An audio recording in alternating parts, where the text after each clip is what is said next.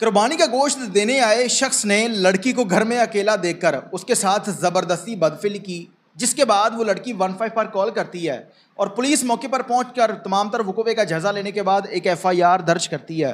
और इसी तरह का एक और अफसोसनाक वाक़या सेम उसी जगह पर एक मैट्रिक की तलबा को दरिंदगी और हवस का निशाना बनाया गया है। उसकी वीडियो वायरल की गई है। पाकिस्तान के अंदर वीडियो बनाना, वीडियो वायरल करना, ज़्यादती के मामलात दिन ब दिन इनमें इजाफा होता चला जा रहा है। कभी किसी शख्स को नाहक कत्ल कर दिया जाता है और कभी दरिंदगी के मामलात। अब ये जो वाक़या है ये कहाँ का है, FIR दर्ज हुई, क्या मुलज़म को गिरफ़्तार किया गया या नहीं किया गया, तमाम तर तफसीलात आज की इस वीडियो में आप लोगों के साथ शेयर करने जा रहा हूँ। अस्सलाम वालेकुम नाज़रीन, आप दिख रहे हैं 42 HDTV। मैं हूं आपका मेज़बान उमर अली। नाज़रीन, पाकिस्तान के अंदर जब भी कोई इस तरह का हम वाक़या रिपोर्ट करते हैं तो बहुत ज़्यादा लोग ये भी सोचते हैं कि शायद हम ये कोई मनगढ़ंत कहानी बहुत ज़्यादा लोग ये भी सोचते हैं कि शायद हम ये कोई मनगढ़ंत कहानी जो है वो आप लोगों के सामने रखने जा रहे हैं। और ये जो वाक़या हम रिपोर्ट करते हैं इसकी मुकम्मल जो है वो छानबीन करने के बाद ये वाक़या आप लोगों के सामने रखा जाता है कि पाकिस्तान के अंदर क्या कुछ हो रहा है। ये रावलपिंडी के अंदर एक अफसोसनाक वाक़या रुनवा हुआ है। ईद के दिन एक शख्स जिस तरह कुर्बानी का गोश्त लोग दूसरे रिश्तेदारों के अंदर, मोहल्लेदारों के अंदर अगर किसी शख्स ने कुर्बानी नहीं की तो लोग उनके घर में गोश्त देने के लिए चले जाते हैं। उसी तरह से ये एक लड़की है जिसके साथ एक ज़्यादती का वाक़या रुनवा हुआ है और उसमें जो FIR दर्ज की गई है उसमें लड़की का कहना है कि एक शख्स जो है वो, जिसका नाम भी बताया गया चौधरी तारक है, वो गोश्त देने के बहाने उसके घर में दाखिल हुआ है और लड़की को घर में अकेला देखकर उसके साथ उसने दरिंदगी की है। और दूसरी जानब उसने एक और जो स्टेटमेंट दी है वो तमाम तर चीज़ें जो है वो आप लोगों के सामने रखने जा रहा हूँ।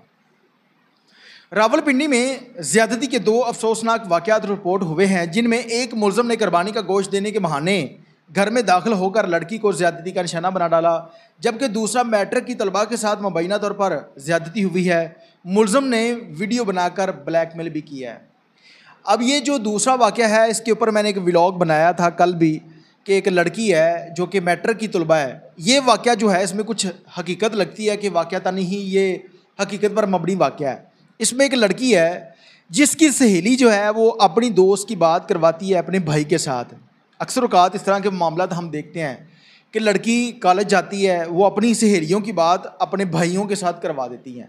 उसी तरह से ये वाक़या रिपोर्ट हुआ है। एक लड़की ने अपनी सहेली के साथ अपने भाई की बात करवाई जिसका नाम नकाश है।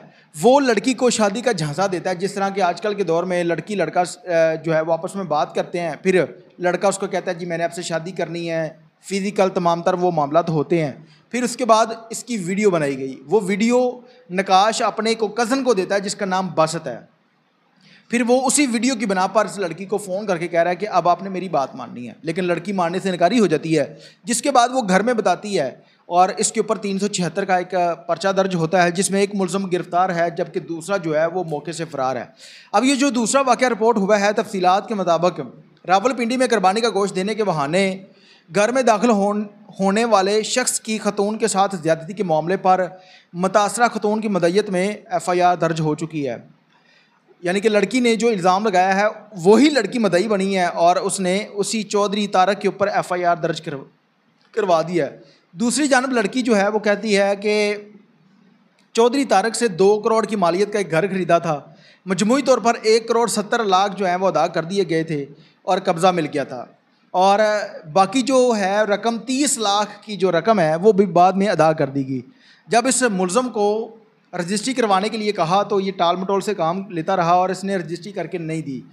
जबकि दूसरी जानब वही लड़की इस शख्स के ऊपर इल्ज़ाम लगा रही है कि ये दिन के 3:30 बजे शख्स गोश्त देने के बहाने आया, इसने मुझे घर में अकेला देकर मेरे साथ ज़्यादती की और ज़्यादती के बाद ये शख्स चला गया और फिर ये 15 पर कॉल करती है।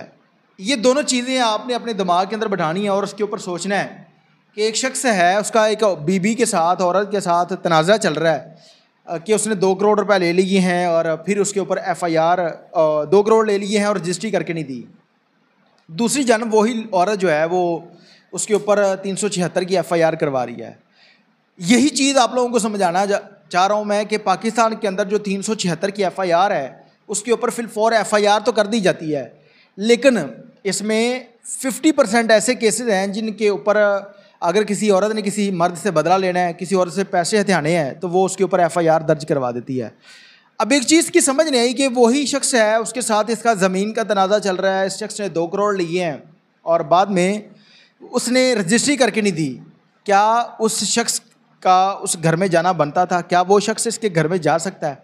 कि एक औरत जो है वो उसके ऊपर ये भी इल्ज़ाम लगा रही है कि मेरे से इसने 2 करोड़ ले ली है, मुझे रजिस्ट्री करके नहीं दी, और दूसरी जानब वो कह रही है कि वो गोश्त देने के बहाने मेरे घर पर आया है और उसने मेरे साथ ज़्यादती की है।